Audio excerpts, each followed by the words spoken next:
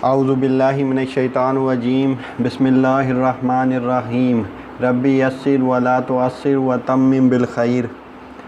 آج میں جس موضوع پہ بات کروں گا وہ حضرت ابو بکر صدیق رضی اللہ تعالیٰ عنہ کے حالات زندگی کے بارے میں بات کروں گا۔ سب سے پہلے آپ کا نام و نسب۔ آپ کا اسم گرامی عبداللہ بن عثمان بن عامر بن عمر بن کعب بن سعید بن تیم بن مرہ بن کعب بن لوی القریشی التیمی ہے۔ مرہ بن کعب پر آپ کا سلسلہ نسب رسول اللہ صلی اللہ علیہ وسلم سے جا ملتا ہے۔ ابو بکر صدیق بن ابی قحافہ۔ ابو قحافہ کا نام عثمان، آپ کی والدہ ماجدہ کا نام ام الخیر سلمہ بنت صغر بن عامر بن کعب بن سعد بن تیم بن مرہ ہیں۔ یہ ابو القحافہ کے چچا کی بیٹی تھی۔ حضرت ابو بکر رضی اللہ تعالیٰ عنہ نے پہلے اسلام قبول کیا، پھر ان کے بعد ان کی والدہ مسلمان ہوئیں۔ آپ نے رسول اللہ صلی اللہ علیہ وسلم کی صحبت اختیار کی۔ علماء بیان فرماتے ہیں کہ یہ سعادت صرف سیدنا ابو بکر صدیق رضی اللہ تعالیٰ عنہ کو حاصل ہے کہ ان کی آل میں 4 پشتوں یعنی 4 نسلوں کو رسول اللہ صلی اللہ علیہ وسلم کے صحابی ہونے کی سعادت حاصل ہے۔ تفصیل درج ذیل ہے۔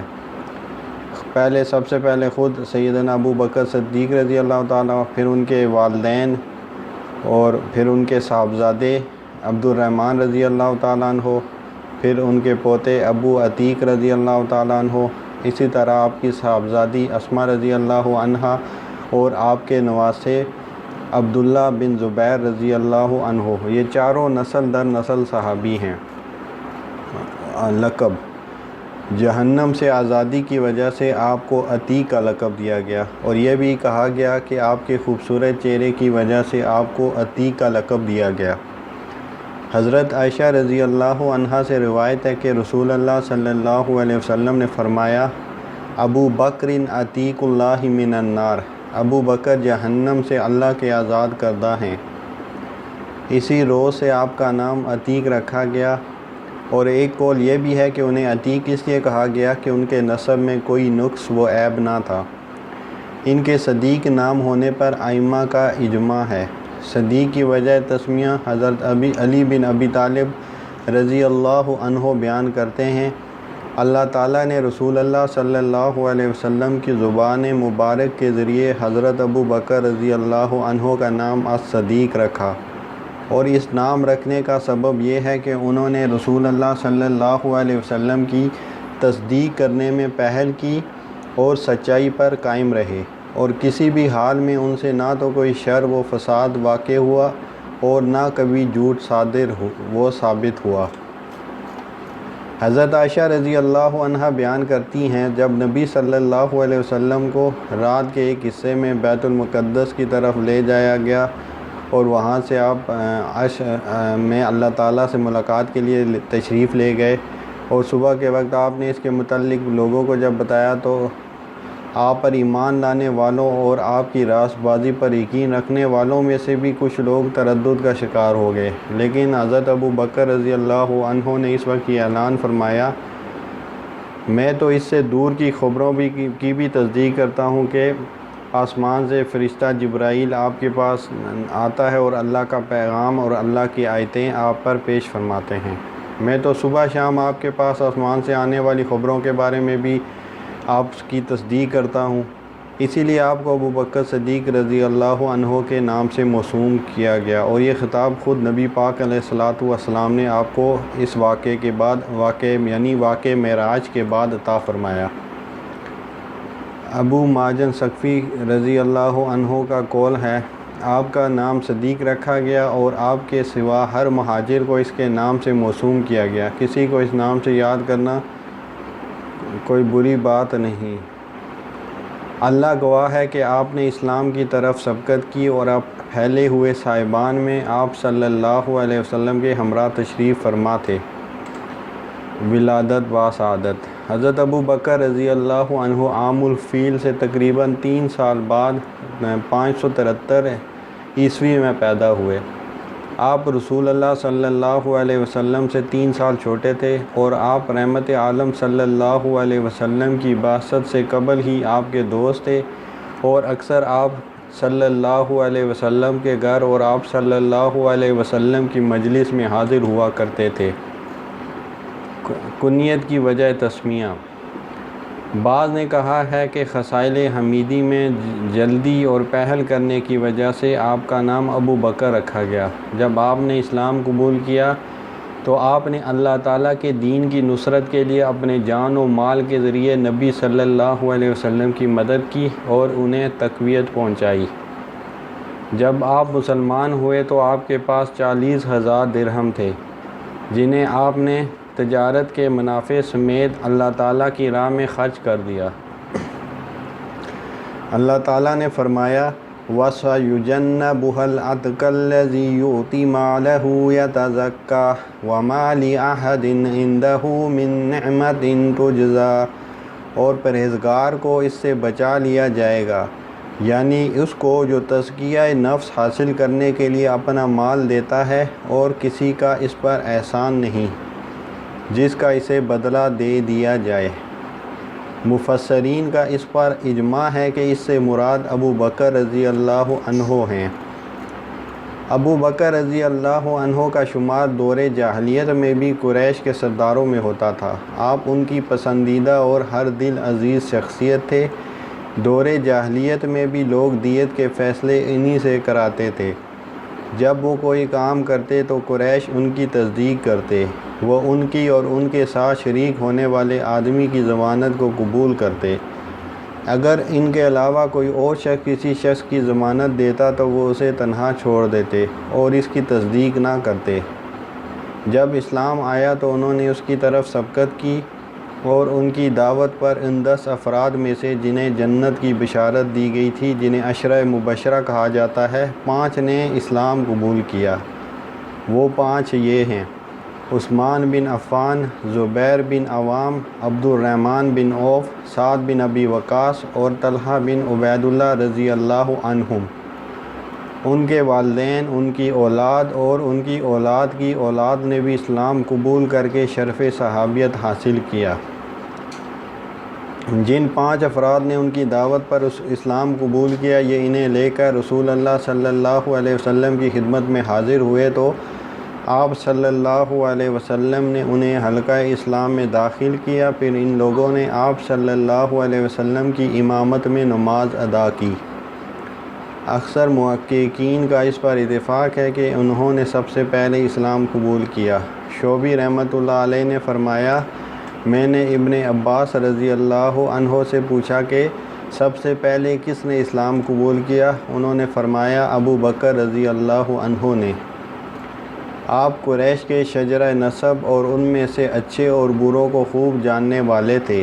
آپ ایک صاحب حیثیت تاجر، حسن مجالست اور خوابوں کی تعبیر جاننے والے تھے۔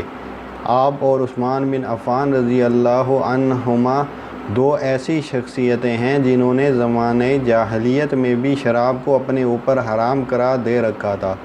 انہوں نے اسلام قبول کرتے ہی لوگوں کو اسلام کی دعوت دینا شروع کر دی۔ انہی کے بارے میں رسول اللہ صلی اللہ علیہ وسلم نے فرمایا، ابو بکر کے سوا میں نے جس کو بھی اسلام کی دعوت پیش کی تو اس نے کچھ تردد کا اظہار کیا، لیکن جب میں نے ان کے سامنے اسلام کا ذکر کیا تو انہوں نے اس بارے میں ذرا بھی توقف نہیں کیا، یعنی انہوں نے اسلام کی طرف جلدی پیش قدمی کی۔ ابو بکر اور عمر رضی اللہ عنہما کے بارے میں یہ آیت کریمہ نازل ہوئی، وَشَاوِرْهُمْ فِي الْأَمْرِ، اہم معاملے میں ان سے مشورہ کیا کریں۔ ابو بکر رضی اللہ عنہ کو رسول اللہ صلی اللہ علیہ وسلم کے وزیر کی حیثیت حاصل تھی، اس لیے آپ اپنے تمام معاملات میں ان سے مشورہ کیا کرتے تھے۔ ابو بکر کو قریش کی طرف سے بہت ایذائیں پہنچائی گئیں۔ انہی میں سے ایک یہ ہے کہ جب رسول اللہ صلی اللہ علیہ وسلم اور آپ کے صحابہ خفیہ طور پر اللہ کی عبادت کرنے کے لیے دار ارقم تشریف لے گئے تو ابو بکر علانیہ عبادت کرنے پر مسلسل اصرار کرتے رہے۔ اس پر نبی صلی اللہ علیہ وسلم نے فرمایا، اے ابو بکر، ہم قلیل ہیں آپ صلی اللہ علیہ وسلم ایک وقت تک اسی حالت پر قائم رہے۔ پھر آپ نے اپنے ساتھیوں کو لے کر اعلانیہ تبلیغ کی۔ ابو بکر صدیق آپ کے ساتھ تھے۔ آپ ایک مقام پر پہنچ کر صحابہ کو ساتھ لے کر بیٹھ گئے، جبکہ ابو بکر صدیق نے کھڑے ہو کر خطاب عام شروع کیا اور لوگوں کو نبی رحمت صلی اللہ علیہ وسلم کی دعوت قبول کرنے کا مشورہ دیا۔ اس طرح آپ پہلے خطیب ہیں جنہوں نے لوگوں کو اللہ تعالیٰ کی طرف دعوت دی۔ اس دعوت کو سنتے ہی مشرکین حضرت ابو بکر رضی اللہ عنہ اور باقی مسلمانوں کو مارنے لگے۔ انہوں نے انہیں بہت سخت سزا دی۔ ابو بکر رضی اللہ عنہ کو پاؤں تلے روندا گیا اور ان کی سخت پٹائی کی گئی۔ عتبہ بن ربیعہ چمڑے کے جوتوں سے حضرت ابو بکر رضی اللہ عنہ کی پٹائی کرنے لگا۔ وہ آپ کے چہرے پر مارنے لگا اور اس نے انہیں اس قدر مارا کہ ان کا چہرہ ورم آلود ہو گیا اور ان کے ناک اور چہرے میں تمیز کرنا مشکل ہو گیا۔ بنو تیم کے لوگ پلٹ کر آئے اور انہوں نے مشرکین کو ابو بکر رضی اللہ عنہ سے دور کیا اور انہیں ان کے گھر پہنچایا۔ یہ سب کچھ انہوں نے قبائلی عصبیت کی بنا پر کیا۔ انہیں ان کی موت کے بارے میں کوئی شک نہیں تھا، یعنی ان کی موت یقینی نظر آ رہی تھی۔ پھر وہ یعنی یہ بنو تیم جو تھے پلٹ کر مسجد میں آئے تو انہوں نے کہا، اللہ کی قسم اگر ابو بکر فوت ہو گئے تو ہم عتبہ کو قتل کر دیں گے۔ پھر وہ ابو بکر رضی اللہ عنہ کے پاس آئے۔ ان کے والد ابو قحافہ اور بنو تیم دن کے آخری پہر تک ان سے بات چیت کرنے کی کوشش کرتے رہے، لیکن انہوں نے کوئی جواب نہ دیا۔ پھر جب وہ بولے تو پوچھا، رسول اللہ صلی اللہ علیہ وسلم کا کیا حال ہے؟ اس پر بنو تیم ابو بکر صدیق رضی اللہ عنہ کو ملامت کرنے لگے۔ آپ ان کی ملامت کی پرواہ کیے بغیر ان سے بار بار یہی دریافت کرتے رہے کہ اللہ کے رسول کا کیا حال ہے۔ اس پر ان کی والدہ نے کہا، اللہ کی قسم مجھے تمہارے ساتھی کا کچھ پتہ نہیں۔ انہوں نے کہا، وہ آپ ام جمیل کے پاس جائیں اور ان سے آپ کے متعلق دریافت کریں۔ وہ ان کے پاس گئیں اور ان سے محمد بن عبداللہ صلی اللہ علیہ وسلم کے متعلق دریافت کیا۔ انہوں نے کہا، میں نہ تو محمد صلی اللہ علیہ وسلم کو جانتی ہوں اور نہ ابو بکر کو۔ پھر اس نے کہا، اگر تم چاہو تو میں تمہارے ساتھ جا سکتی ہوں۔ انہوں نے کہا، آپ میرے ساتھ چلیں۔ وہ آپ کی والدہ کی معیت میں آپ کے پاس پہنچی۔ آپ اس وقت بے ہوش تھے اور آپ کو بے ہوش دیکھ کر چیخ اٹھی اور کہنے لگی، اس نافرمان قوم نے آپ کو اس قدر تکلیف پہنچائی ہے، مجھے امید ہے کہ اللہ تعالیٰ ان سے ضرور انتقام لے گا۔ ابو بکر نے ان سے پوچھا، رسول اللہ کا کیا حال ہے؟ انہوں نے کہا، یہ آپ کی والدہ موجود ہیں۔ انہوں نے کہا، ان سے کوئی خطرہ نہیں، یہ آپ کا راز افشا نہیں کریں گی۔ ام جمیل نے کہا، وہ صحیح سلامت ہیں اور دار ارقم میں ہیں۔ اس پر انہوں نے کہا، اللہ کی قسم جب تک میں رسول اللہ صلی اللہ علیہ وسلم کی خدمت میں حاضر نہ ہو جاؤں، میں اس وقت تک نہ تو کھانا کھاؤں گا اور نہ پانی پیوں گا۔ آپ کی والدہ کہتی ہیں، ہم نے اس معاملے کو مؤخر کیا حتیٰ کہ لوگوں کی آمد و رفت رک گئی، پھر ہم آپ کو لے کر نکلے۔ آپ نے میرا سہارا لیا۔ اس حال میں آپ رسول اللہ کے پاس تشریف لے گئے۔ آپ کو ان پر بہت ترس آیا اور آپ صلی اللہ علیہ وسلم ان پر جھک گئے، انہیں بوسہ دیا اور اس طرح باقی مسلمان بھی آپ پر جھک گئے۔ حضرت ابو بکر نے کہا، اللہ کے رسول، میرے والدین آپ پر قربان ہوں، مجھے لوگوں کی طرف سے پہنچائی جانے والی کسی تکلیف کی پرواہ نہیں، مجھے صرف چہرے کی تکلیف محسوس ہو رہی ہے۔ میری والدہ کو اپنے اس بیٹے پر بہت رحم و ترس آتا ہے، امید ہے کہ اللہ اسے جہنم سے بچا لے گا۔ پس رسول اللہ صلی اللہ علیہ وسلم نے ان کے لیے دعا کی اور انہیں اسلام کی دعوت پیش کی تو انہوں نے بھی اسلام قبول کر لیا۔ جب کفار قریش کی اذیتیں شدت اختیار کر گئیں اور کچھ صحابہ کرام رضی اللہ عنہم نے مدینہ منورہ کی طرف ہجرت کی تو ابو بکر رضی اللہ عنہ نے ہجرت نہ کی، بلکہ وہ رسول اللہ صلی اللہ علیہ وسلم کے ساتھ رہے اور اپنے گھر بار اور اہل و عیال کو چھوڑ کر 3 روزہ آپ کے ساتھ غار ثور میں رہے۔ ارشاد باری تعالیٰ ہے، ثانی اثنین اذ ہما فی الغار اذ یقول لصاحبہ لا تحزن ان اللہ معنا۔ 2 میں سے ایک آپ تھے جبکہ وہ دونوں غار میں تھے اور آپ صلی اللہ علیہ وسلم اپنے ساتھی سے کہہ رہے تھے غم نہ کر کیونکہ اللہ ہمارے ساتھ ہے۔ جب ہجرت کا وقت آیا تو رسول اللہ صلی اللہ علیہ وسلم ابو بکر رضی اللہ عنہ کے پاس تشریف لائے۔ ابو بکر رضی اللہ عنہ اس وقت سو رہے تھے۔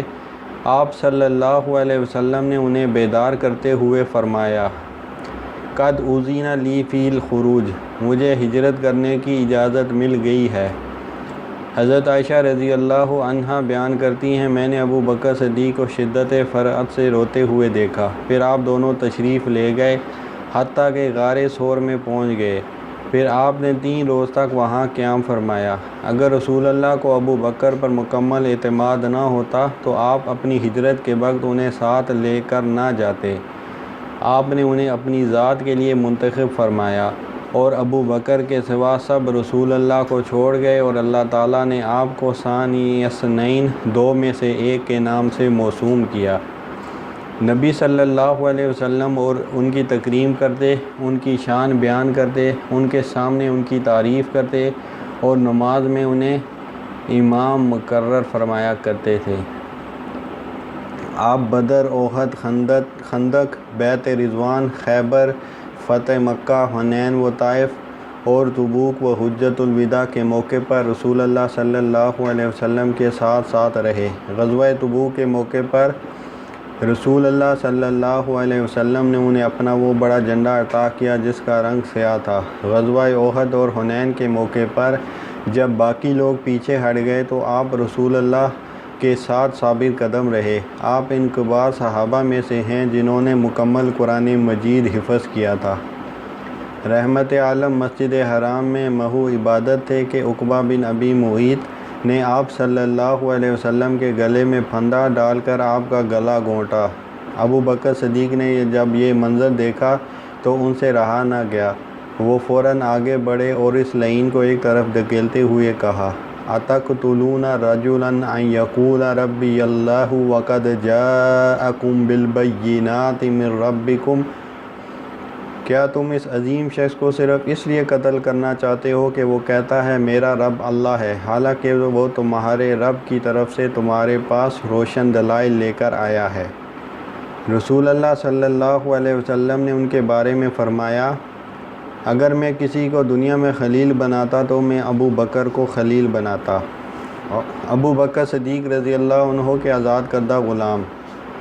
حضرت ابو بکر رضی اللہ عنہ نے 7 ایسے افراد کو آزاد کیا جن کو اللہ تعالیٰ کی راہ میں سزائیں دی جاتی تھیں۔ ان کے نام درج ذیل ہیں: حضرت بلال، عامر بن فہیرہ، زنیرہ، نہدیہ اور ان کی بیٹی، بنو معمل کی لونڈی، اور حضرت ام عبیس رضی اللہ عنہم۔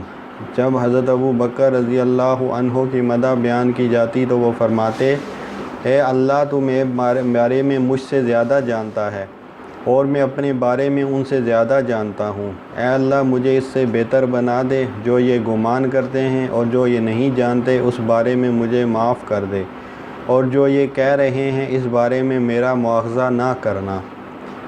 حضرت عمر رضی اللہ عنہ بیان کرتے ہیں، رسول اللہ صلی اللہ علیہ وسلم نے ہمیں صدقہ کرنے کا حکم فرمایا۔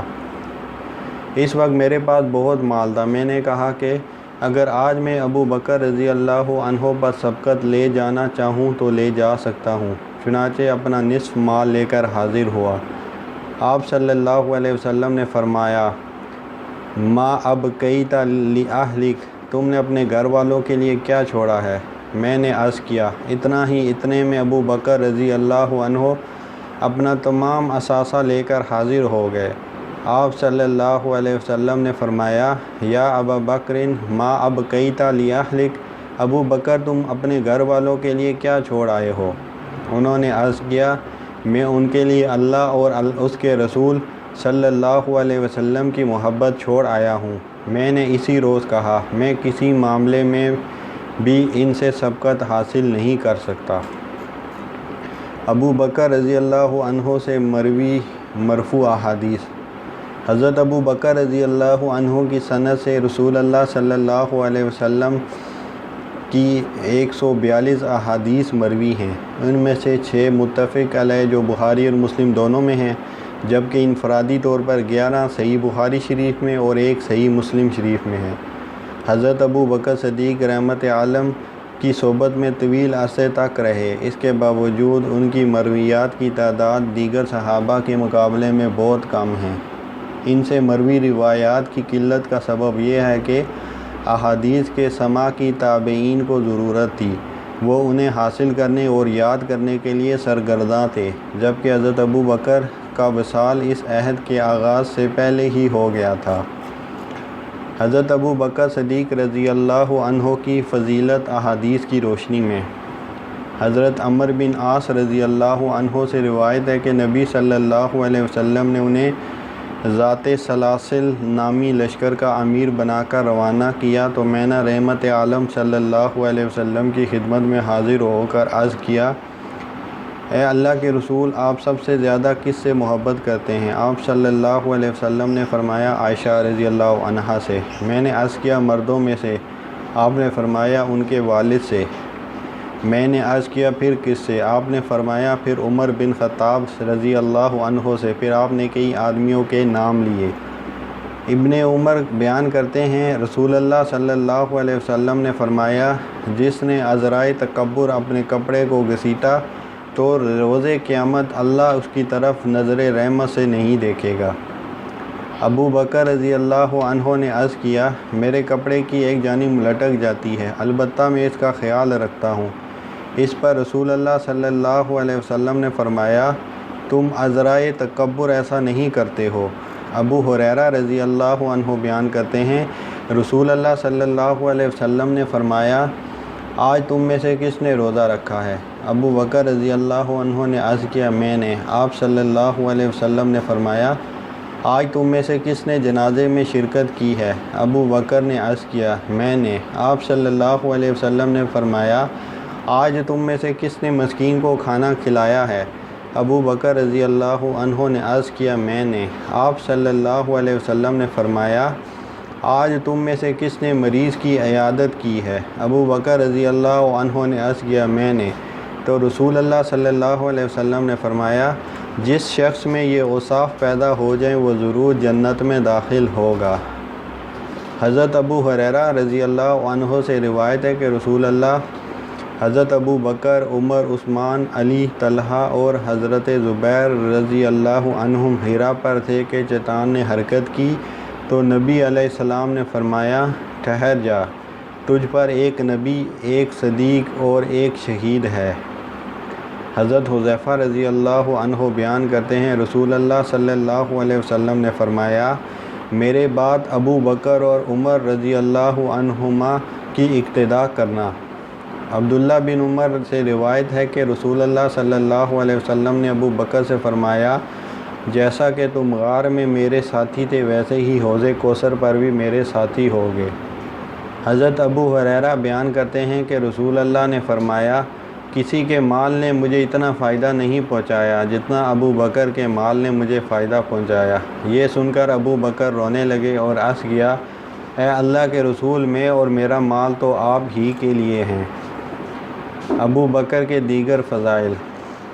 عمر بن خطاب رضی اللہ عنہ مدینہ کے کسی کنارے پر رہائش پذیر ایک نابینا بڑھیا کی ضروریات زندگی کا خیال رکھتے۔ اس کے لیے پانی اور دیگر امور کا بندوبست کرنے کے لیے رات کے وقت جاتے، لیکن جب وہ وہاں پہنچتے تو دیکھتے کہ کوئی شخص ان سے پہلے ہی ان کے ارادے کو مکمل کر دیتا ہے۔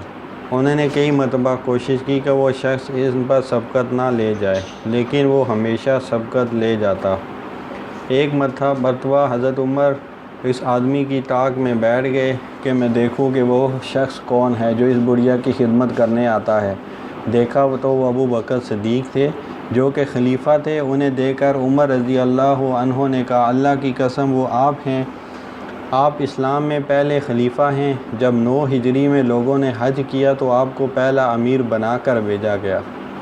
آپ نے سب سے پہلے قرآن مجید کو جمع کیا، آپ ہی نے سب سے پہلے قرآن مجید کو مصحف کا نام دیا، اور آپ اور عمر رضی اللہ عنہ رسول اللہ صلی اللہ علیہ وسلم کے دور میں لوگوں کو فتوے دیا کرتے تھے۔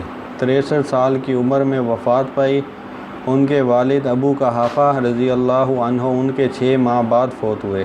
رحمت عالم صلی اللہ علیہ وسلم اور عمر فاروق رضی اللہ عنہ نے بھی 63 سال کی عمر میں وفات پائی۔ ابو بکر رضی اللہ عنہ کی تخلیقی حیت: آپ کی رنگت سفید، چہرہ باریک، رخساروں پر زیادہ گوشت نہیں تھا، اپنے آزار پر قابو نہیں رکھ سکتے تھے، پیشانی کشادہ، انگلیوں کے جوڑ موٹے نہیں تھے، باریک لمبی ناک، آنکھیں گہری، پلیاں دبلی اور رانیں سخت تھیں۔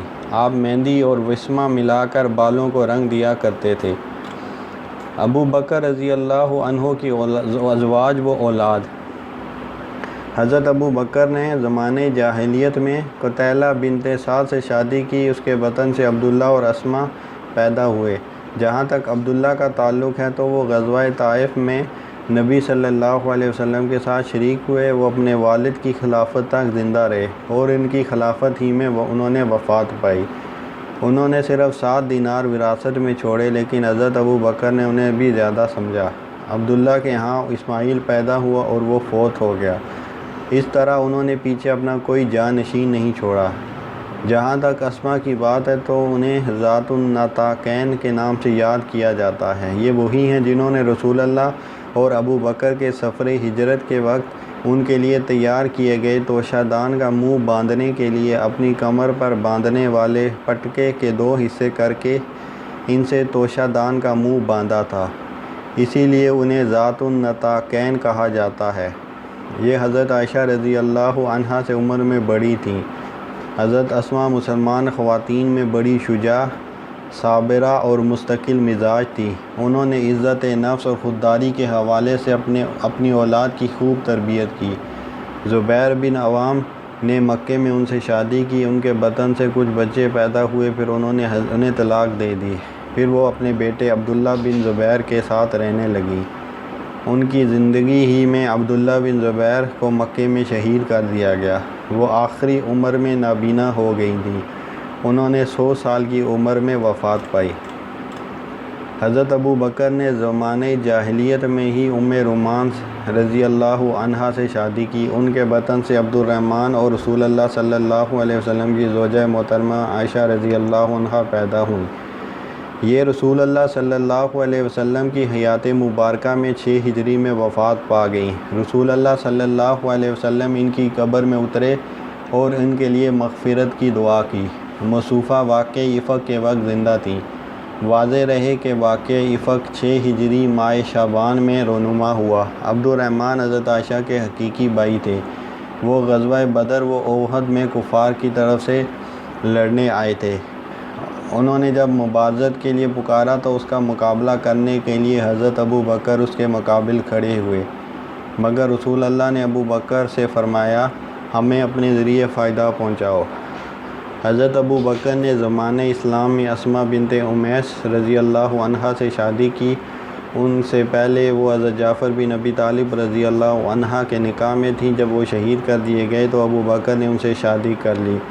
ان کے بطن سے محمد بن ابی بکر پیدا ہوئے۔ پھر جب ابو بکر فوت ہو گئے تو علی بن ابی طالب نے ان سے شادی کر لی۔ ان سے حضرت یحییٰ پیدا ہوئے۔ محمد بن ابی بکر کی کنیت ابو القاسم تھی اور وہ قریش کے ماہر علم الانساب تھے۔ علی بن ابی طالب نے انہیں مصر کا حکمران مقرر کیا تو اس کا مقابلہ حضرت معاویہ کے ساتھیوں سے ہوا۔ انہوں نے اس پر غلبہ پا کر اسے قتل کر دیا۔ اس نے اپنے پیچھے اپنا نامور خلف رشید قاسم چھوڑا۔ ابو بکر صدیق نے دور اسلام میں حبیبہ بنت خارجہ بن زید بن ابی زہیر خزرجی سے بھی شادی کی۔ ان سے ایک بچی پیدا ہوئی۔ حضرت عائشہ نے اس کا نام ام کلثوم رکھا۔ طلحہ بن عبید نے ان سے شادی کر لی۔ ان سے زکریا اور عائشہ پیدا ہوئے، پھر انہیں قتل کر دیا گیا تو عبد الرحمن بن عبید بن ابی ربیعہ مخزومی نے ان سے شادی کر لی۔ انشاءاللہ ہم اگلی جو ویڈیو ہوگی اس میں حضرت سیدنا صدیق اکبر رضی اللہ عنہ کے خلافت کے بارے میں بات کریں گے۔ وما علینا الا